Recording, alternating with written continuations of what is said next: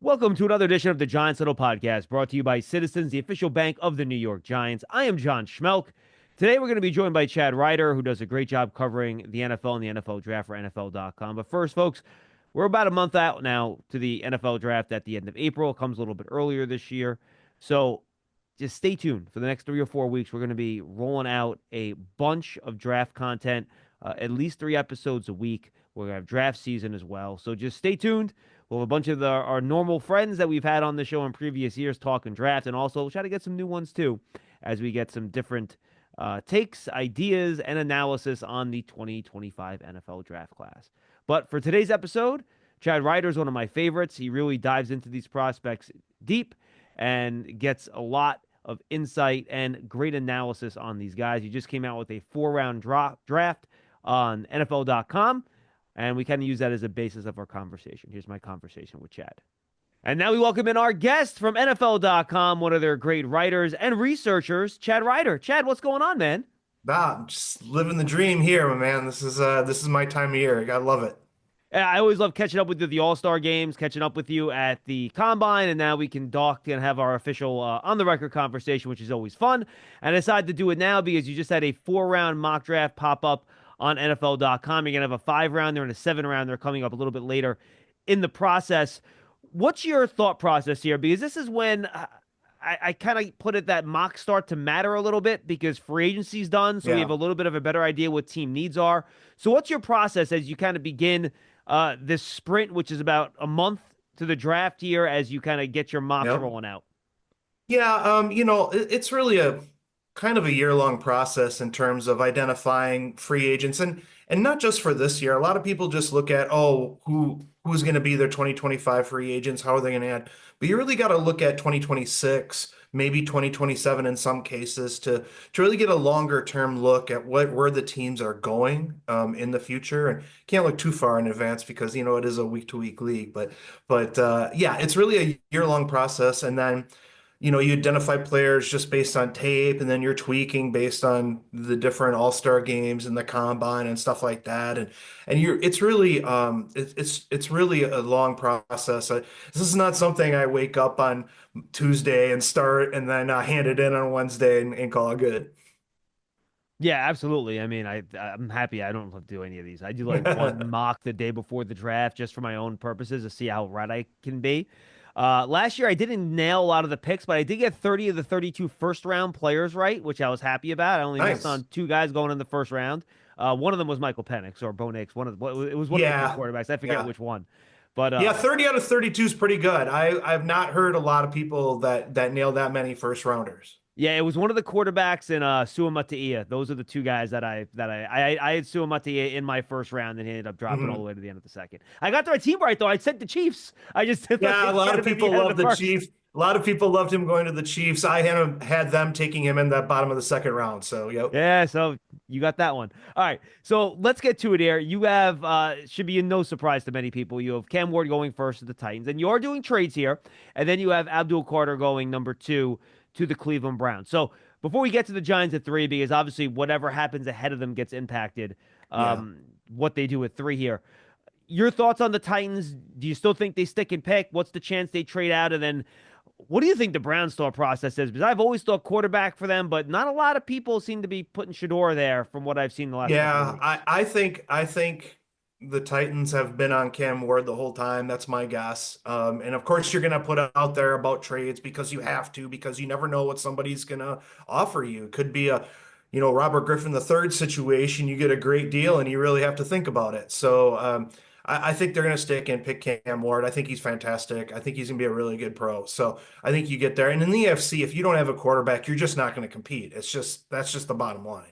And then the Browns, I considered putting Shadur there, but I just think with, going to get Kenny Pickett, they probably want to really see if Deshaun Watson can come back and be the guy. And so I don't think they're going to use their number 2 pick on that. They'll pick somebody later, I think. But I just think at some point you've spent so much money on Watson. Sometimes teams just don't want to give up on a guy like that. So I think they'll go later on that.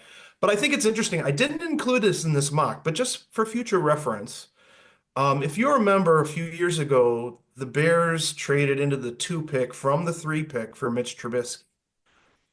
Don't count out that potential trade for the Giants. And so just something for people to, put a little, put it in your ear, think about it, and that's a possibility because there may be other teams if they don't think Cleveland's going to pick quarterback, Cleveland's going to take calls too. So, just something to think about. Yeah, so just a little one pick slide up to make sure you get your guy, Yeah. right? That So happens regularly. People don't understand. Almost not every year, but a lot of years, teams will flip spots to prevent another team from coming up and going. If they think the Raiders, for example, want to come up and get Shedeur, and they're calling the Browns, hey, look, you might have to make that call. So, yeah, and if it costs you a third round pick or something like that, right, right. it's worth the price of admission to make sure you get your quarterback. So it should be no surprise, given that we're talking about moving up for him, that you give the Giants Shador Sanders at number 3. Yeah. What are your thoughts on Shador as a player? I'm not sure we had this conversation at the combine together when we had one of our talks.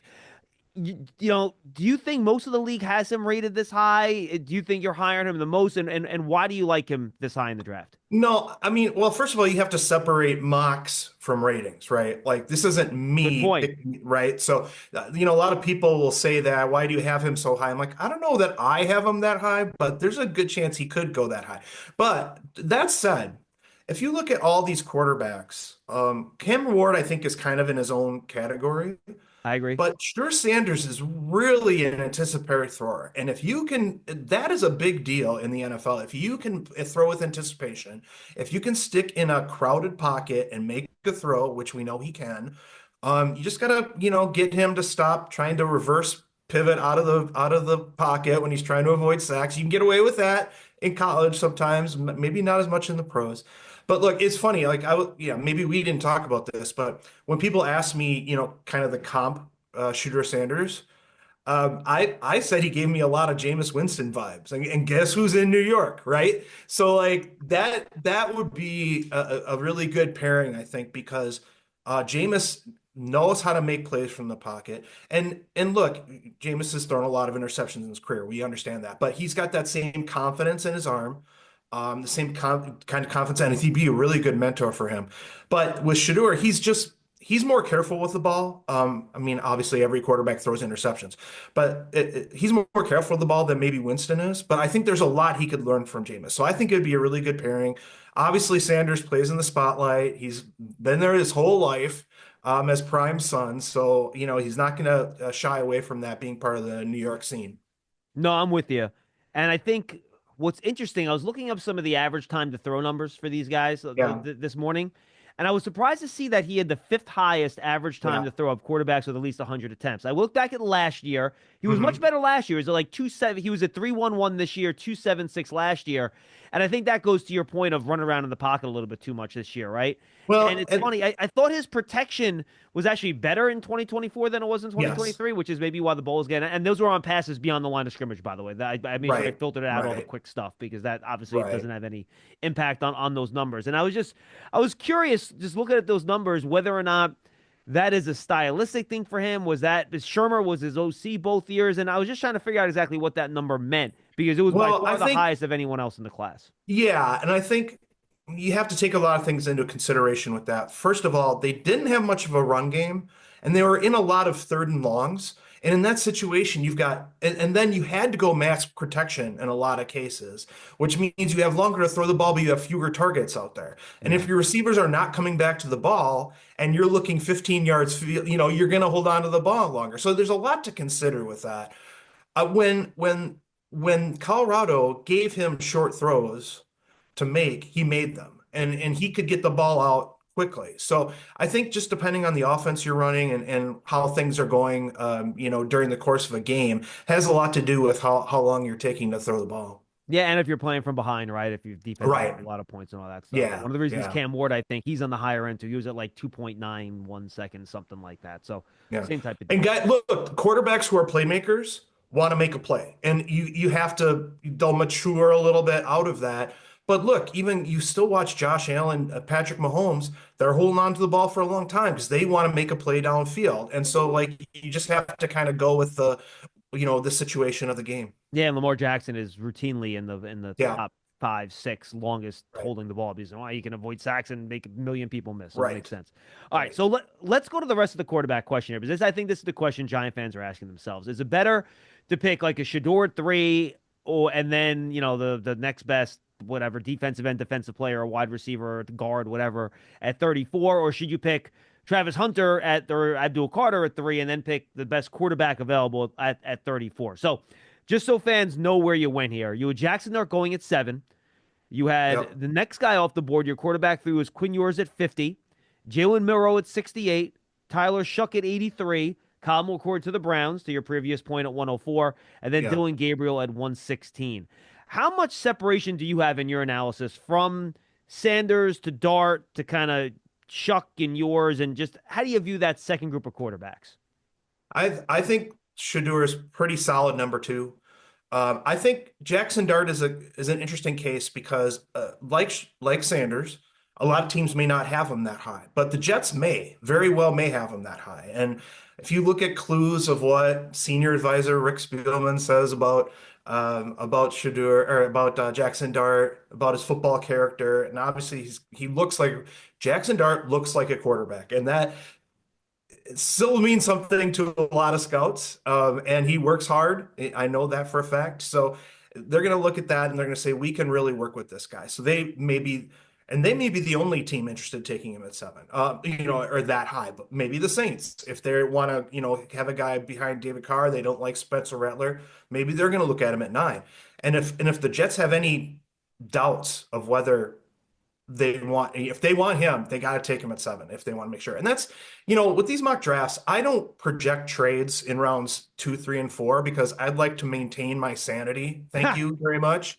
So like a guy like, let's just say that the Seahawks, and I can see the Seahawks picking Quinn Ewers or even trading up for Quinn Ewers in the second round. I just have that feeling about that matchup or that match.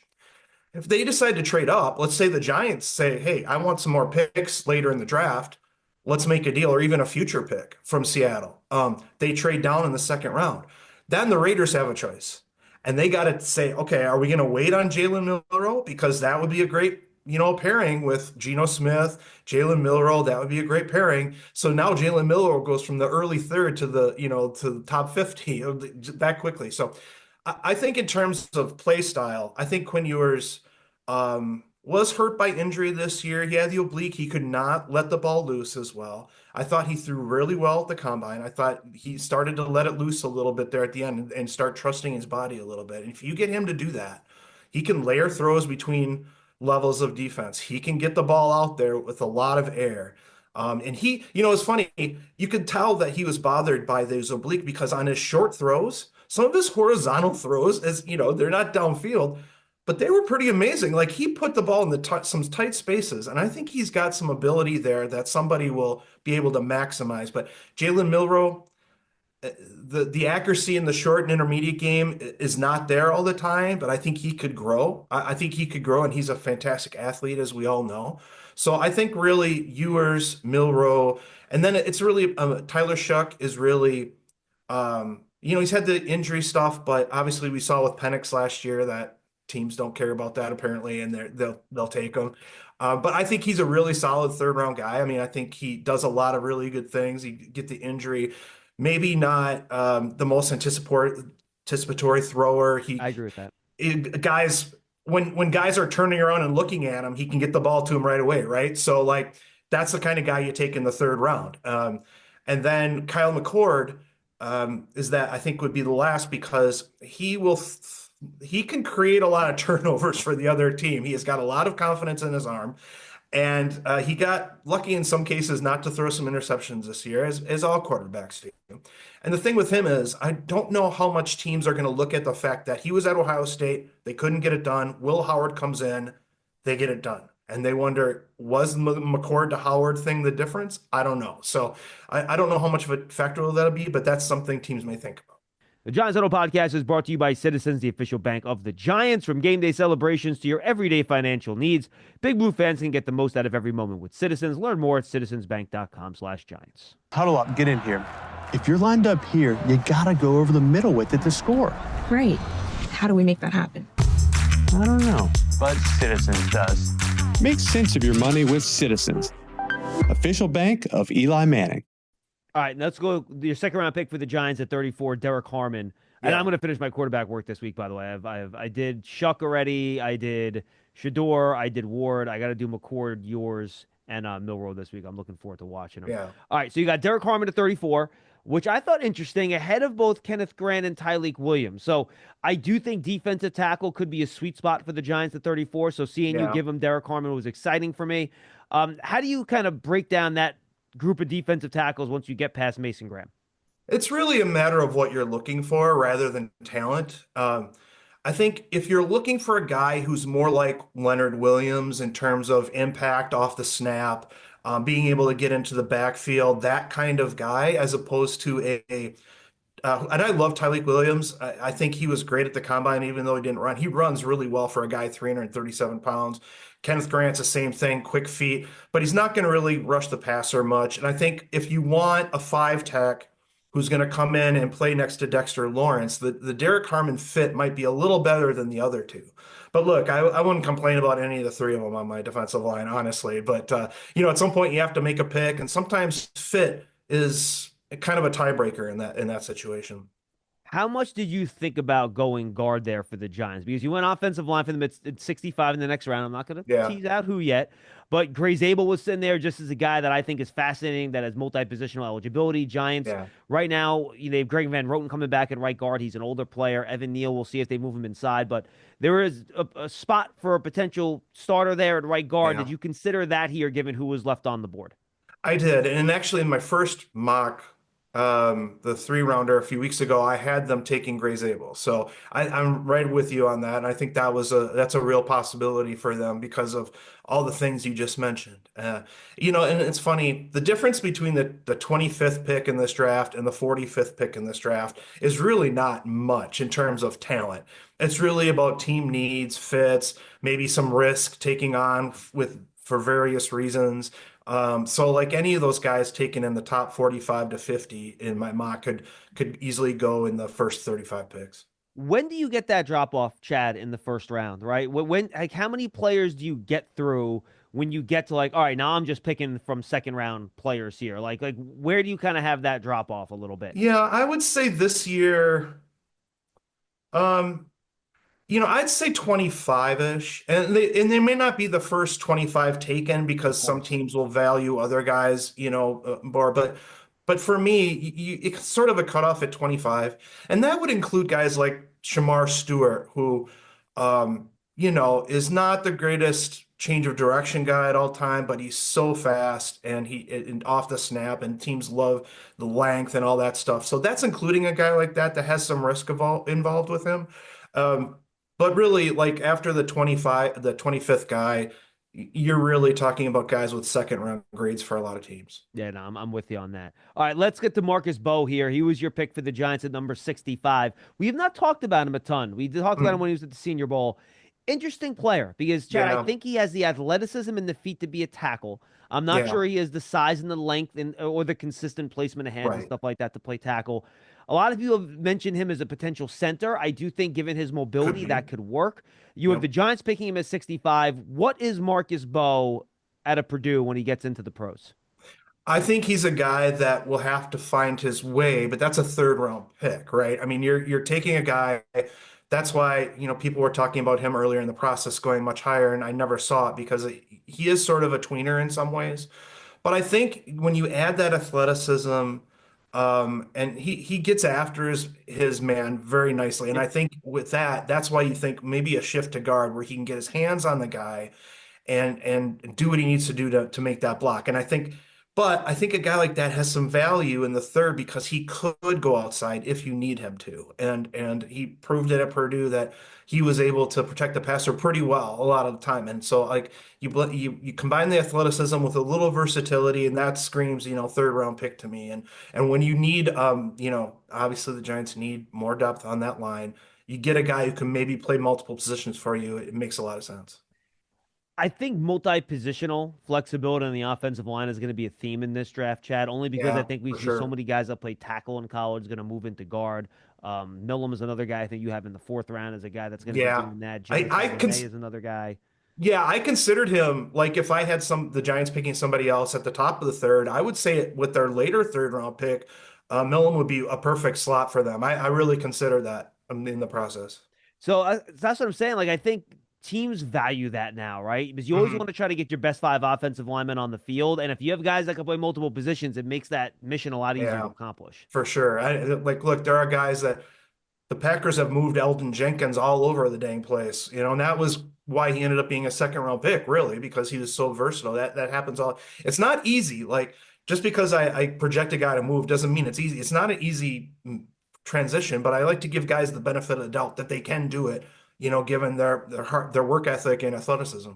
No, I'm with you. All right, and with Giants' second, third round pick in '99, you have Kyle Kennard, who is so unspectacular but so solid. And I Yeah. think at the end of the third round, that's kind of the perfect undersized edge that can do a little bit of everything that'll help you for a real long time as a solid player. Yeah, again, another hardworking guy, and he may not be the quick twitch guy that is gonna beat the tackle off the snap all the time, but he'll work to the quarterback until the whistle. And I think that's the third, fourth round guy.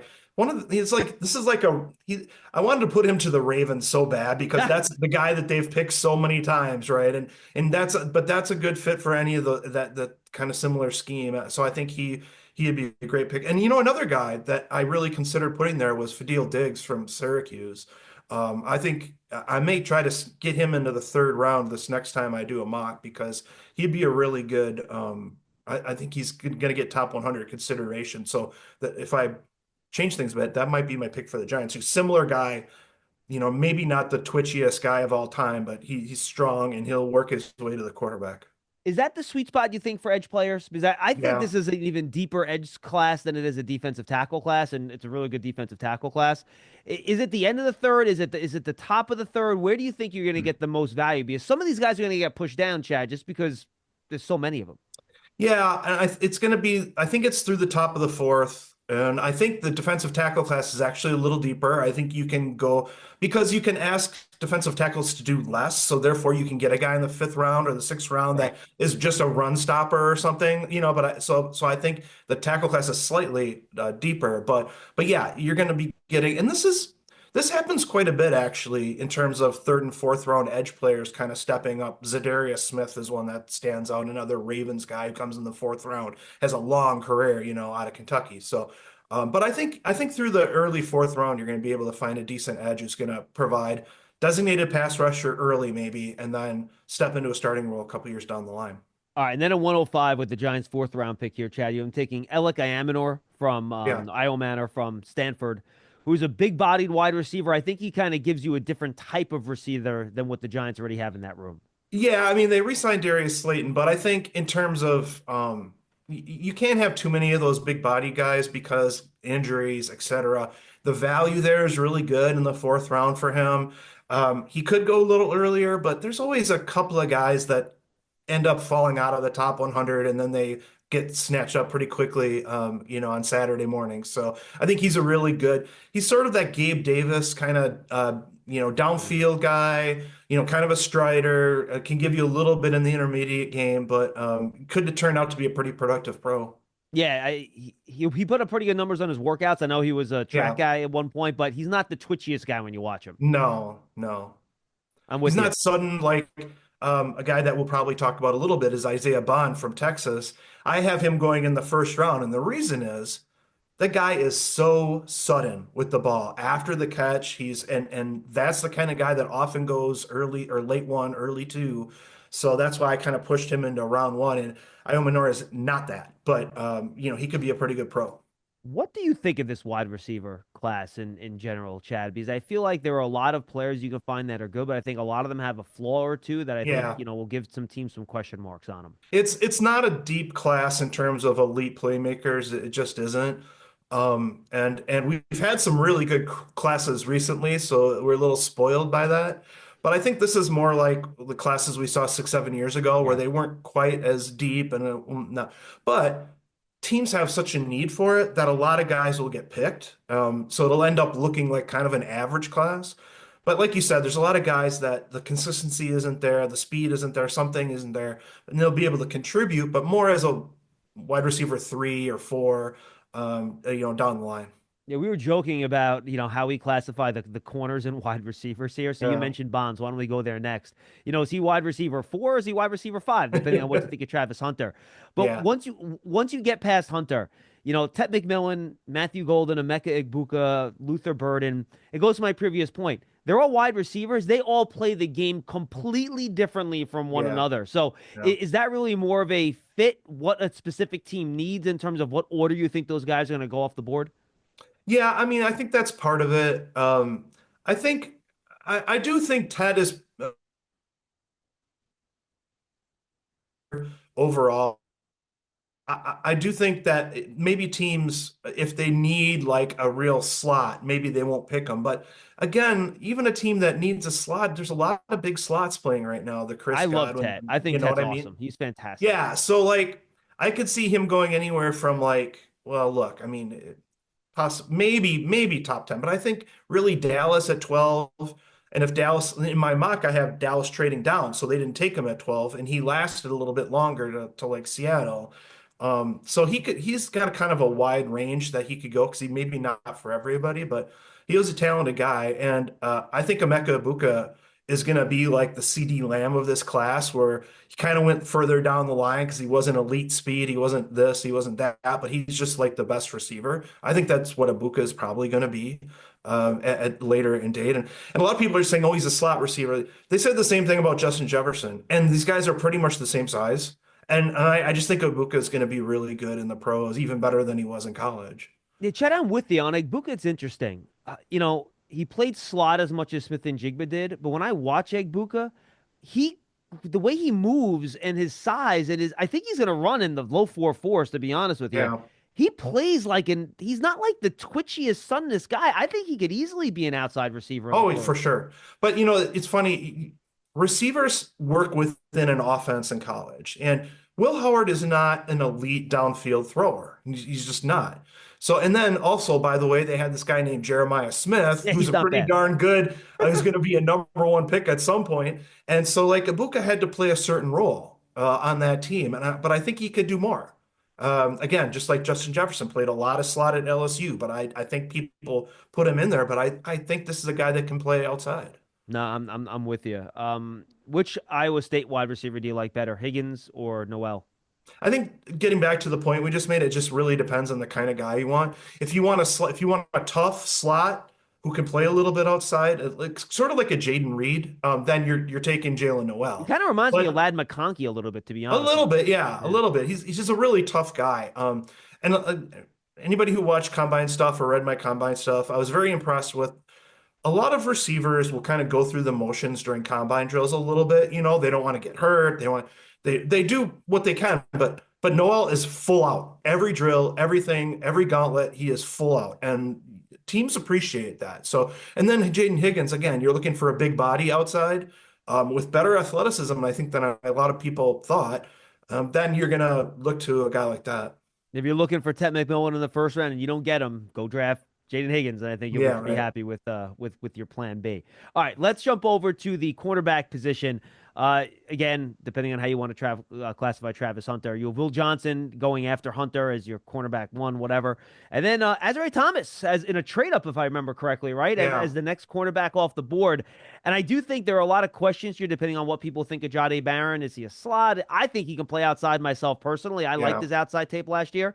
But you have Thomas, who ran okay at the pro day that he had. But your thoughts on how that battle for that kind of group of corners after Will Johnson is going to pan out? Because I do think corners still not out of the question for the Giants, even after they drafted Yeah. signed the Paulson and Debo.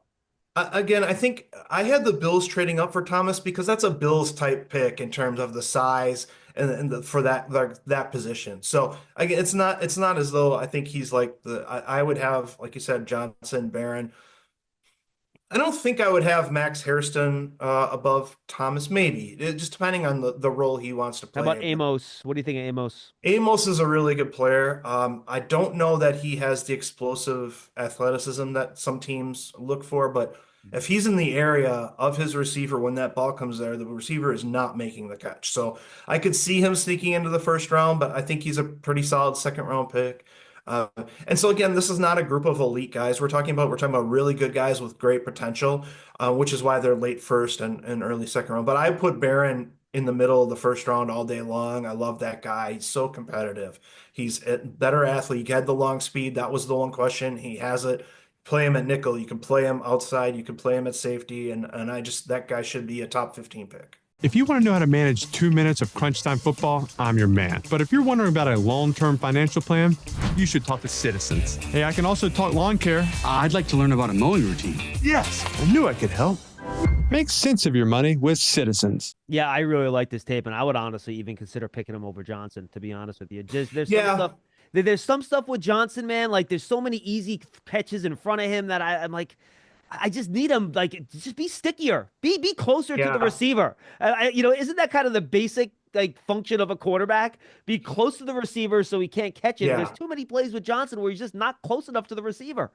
And I don't know. The problem with things like that is like we don't know what he's taught. Correct. Okay. Oh, absolutely. If they are asking him to stay off his guy in order for him to allow him to make the catch, but then stop him immediately. And that's what you're asking him to do, because if you try to be sticky, sometimes those receivers are tricky. Oh, you like that? That was nice. That was a nice rhyme. And they can, they start heading downfield on you, right? So we don't know that. But yeah, I think you take the tools of a guy like Johnson, assuming the medicals check out. That's the question. But if the medicals are good, you think, okay, I can work with this guy's skills, instincts, ball skills, all that stuff, and make him be what we want him to be on the outside. Yeah, and when he tried to be sticky at the end of his 2023 season, he got caught on a couple double moves in a couple games late in the year. So yeah, it's a trick that. Look, that's a position I would not want to play, and you got to have ultimate confidence to play out there. That's for sure. Yeah, and Chad, I got to be honest. And if I'm a team, I would almost be more comfortable going into free agency like the Giants did, or the I'm trying to think who signed the Jets number 2 corner this year. Just go out there and sign a corner where you kind of know where they are after a few years of pro experience. It's so hard from college to the pros, and just it's such a volatile position from year to year to spend like top 10 draft capital on a corner. Yeah. I don't know, man. It's such a tough position. Well, here's the thing. Patrick Surtain could have fallen out of the top 10, but he didn't. He's pretty good. Obviously Travis Hunter, we can't even have Travis Hunter in these conversations because he's like a unicorn. It doesn't even matter. But there's been some pretty good top 10 corners. And like every position, you're going to have guys that just don't work out no matter what the position is. So in running back, obviously people are like, they're not going to take any top 10 running backs anymore, right? Well, no, Bijan, and now Ashton Genty this year is going to be a top 10 pick. So like it's really about the talent of the player, and if he can maximize it to be the best, one of the best guys at his position, I think Johnson has a chance to do that. I'm happy you brought up running back. I don't think the Giants need one necessarily, Chad, but it's such a good running back draft. I feel like you can get almost a 3rd round value in the 4th or 5th round, or maybe even into the 2nd round. Who are some of those running backs you think will get to day 3 that you think could end up giving teams really nice value? Well, honestly, some years 20 guys are taken on day 3 at that position. I think this is probably one of those years. There's a lot of choices. And it just really, again, gets into what you're looking for, the flavor of guy that you want. If the Giants maybe want a guy that's more of a rusher receiver dual threat combo, you're looking at Rashard Smith from SMU. You're looking at Marcus Yarns from Delaware, and they can get those guys maybe in the 7th round with one of their couple of 7th round picks. So they may wait until that if that's the kind of guy they want. But there's so many solid guys. If I remember correctly, the Giants only have 1 pick in the 4th and then 1 pick like in the mid 5th. So they don't have tons, and then the 7th. So they don't have tons of early day 2 picks. But like a guy like Jordan James from Oregon could be a 5th round pick, which is ridiculous because he's very talented, very tough runner. Has some explosiveness, but he's not elite in terms of speed or size and that stuff. So he could be a 5th round pick, or he might be a 4th round pick like Bucky Irving was last year, and he's done great for the Buccaneers. So like he's one. DJ Giddens from Kansas State, Devin Neal from Kansas. There are so many guys you can talk about. Another explosive guy, if they're really looking for the guy with long speed, is Bashul Tutin from Virginia Tech. Another kind of dual threat guy. You might have to use your early fourth to get him. I'm not sure he's going to be around by the time the mid fifth turns around or runs around. So again, another situation where trades happen, where teams go up and get a guy like that, right? But he's a guy that if you're really looking for that explosive guy in the second level, Tutin's really the guy in day three that you want. And what I like about him too, he's only 205 pounds, Chad. He runs like Yeah, he's 215 because he's yeah, shorter. Like he runs with he's got power. some He power. finishes runs. Like he's not he'll run between the tackles and be physical. Yeah, and a lot of people don't like the 5'8", wide or a 5'8", 5'9" running back, maybe because of pass protection, maybe, but the low center of gravity allows them to be able to run through contact like that, and so that could be a real plus for some guys. Why do you think, and you're not the only one, most people have him going in the fourth round, and that's Cam Scatterbo. And I Yeah, know there's some injury issues with him. He's maybe not as big as his running style might want to dictate, and maybe there's some personality stuff there too. I can't speak to that. yeah, I think he is second round tape, man. Like he breaks tackles. I know he doesn't have good long speed. He's probably gonna run in the high 4.5s, yeah, low 4.6s. But man, you cannot tackle that dude. He does yeah, not go down. yeah. I really considered putting him in around three, but again, they talked about it during the national or during the playoffs when Arizona State was in the playoffs. They really had to kind of kick him in the butt to get into condition to have a great year. And at the end of that game, as good as he was in that game, at the end of that game, he had to be on the sideline because he was not in condition to continue to, put that effort out there. And so I think that's a concern in terms of his long term. But look, a lot of really good running backs go in the fourth round. Like I couldn't believe Ray Davis out of Kentucky last year went Yeah. in the fourth round because he's really talented. The Bills got a steal there. So it's really more about the position and what teams are looking for. And again, when you know that there's so many good running backs on day three, you don't use a third round pick. I mean, some team always surprises and picks one in the third anyway, like the Packers last year taking Marshawn Lloyd, even though they had AJ Dillon and Josh Jacobs, or signed Josh Jacobs. It happens, and so he could go in round. Scatterbo could go in round three, but sometimes teams just wait. Yeah, I would say don't let him get on the Chargers with Jim Harbaugh because he would just love the way that guy runs, and that would be. I Yeah, think you had him going to the Broncos, which would also be a really good fit with Sean Payton. You yeah, could pick him in the butt a little yeah, bit. I think that's also a really good fit. All right, final individual guy in the mock I wanted to ask you about. Darius Alexander. You have him in round three. We had Eric Edholm on earlier this week. I think in his top 100, he had him in around the same spot. He had him around like 90 or not maybe player like 70, something like that. He doesn't have the production, right? But you watch him at like the Senior Bowl, and you're like, how yeah. did this guy not have double-digit sacks for Toledo of all teams? But you don't Right. see the production. But boy, you want a three-technique defensive tackle? You basically build a guy in the lab that looks like Darius Alexander. Yeah, and that's the thing that when you look at him in an all-star game setting, when you always have to go back to the tape and figure out what, right? So like you go back to the tape and you see, okay, maybe this guy is a top 50 ability, but he plays more like a late second, early third round value. Okay, so that's where. Now, could he turn out to be an excellent player? Absolutely. He has so much potential. But really, the difference between an early second and an early third round pick, as I mentioned before, is less about talent and more about risk because the tape isn't as good or for whatever reason. But he does really have a chance to be. I really considered putting him in the top 50 at some point. His movement skills at the combine, I saw, when you're watching in person, weren't top 50 worthy, I didn't think. But in terms of a third round pick, that could be a real steal for somebody. All right, final question here, Chad. We talked about it at the beginning. I'll circle back to it. Not your prediction. If I gave you temporarily general managership of the New York Football Giants, how would you approach the quarterback position in this draft? Would you try to obviously maybe trade up to one if that can't do that? You looking at a quarterback at three? Would you rather than just get one of these other guys we talked about later? If you were the general manager of the Giants, how would you approach this draft in terms of trying to get a quarterback? If you love a quarterback, do not wait. Do not wait. Trade up to two if you have to, because those guys are so important. A lot of us talk about, well, you can get Quinn Ewers or Tyler Shuck later. Well, first of all, you may not because somebody may trade ahead of you to go get him. You have no guarantee.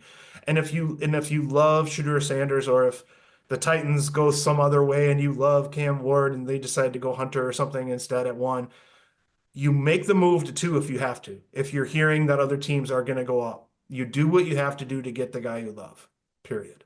And you don't wait, because waiting does not often work. The Titans waited for Will Levis. The other teams, sometimes it works, but the likelihood, talking with guys about this, the likelihood of finding a really good starting quarterback in the second, third, fourth, fifth round it's just not very high. And sometimes it works, and you think about those suggestions. Everybody talks about Tom Brady.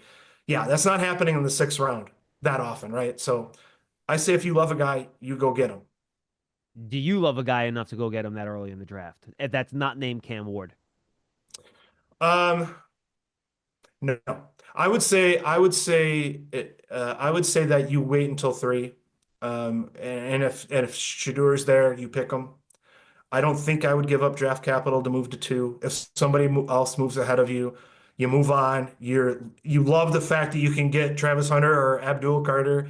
You do what you can at the quarterback position and all that. But I think you stick it out and wait till three. Chad, tell the folks where they can find all your work and what they should be keeping an eye out from you over the next few weeks. Oh, NFL.com. If you go there, you're likely to see some of my material. If you go on Twitter, I'll probably put on some things here and there as well. Chad_Reuter, Reuter. And if you turn into a radio station near you, I'll probably be on there over the next month too. So, NFL.com. We've got other mock drafts coming out. I've got some other articles about trades and ideal picks for teams and things like that coming up over the next month. So, I'll be all over the place. Yeah, and Chad's name is also all over all the draft and combine profiles on NFL.com. Talk about how you work with Len Zierlein on that, because I think it's interesting how you guys kind of combine forces to really, like, if you're looking for info on these draft guys, especially what happened at the combine and some of their background, there's no better place to go with the NFL.com draft tracker. So how do you and Lens work together to kind of put that together? Well, thanks, John. I put together the overviews, doing the background research and things like that. Lance writes the scouting reports on the players when when the season's over, so he can, people can check out some of their strengths and weaknesses. So that's the easiest way to split these things. Yeah, it's a pleasure getting to know these players. That process starts for me in May. So, it lets me get to know these players pretty early in the process. Do you actually talk to them, or do you just do a lot of research? I just do mostly research. If there's questions about things at the combine, I'll, maybe talk to them on an aside. But for the most part, you're really just getting the public information that's all about these guys and their statistics and their achievements. It kind of in one spot. That's really the goal, is for you to be able to go in one spot and see a lot of that stuff. Chad, you're awesome. You're the best. Always fun talking to you. Let's stay in touch. Good luck the rest of the process, and have fun getting that 7-round mock done about a week before the draft. Yeah, good time. It's a labor of love, man. It's the world's biggest puzzle. Thanks. That's Chad Reuter from NFL.com. Go check out all his work there. I'm John Schmeelk. Thanks for joining us on the Giants Huddle podcast, brought to you by Citizens, the official bank of the Giants. We'll see you next time, everybody.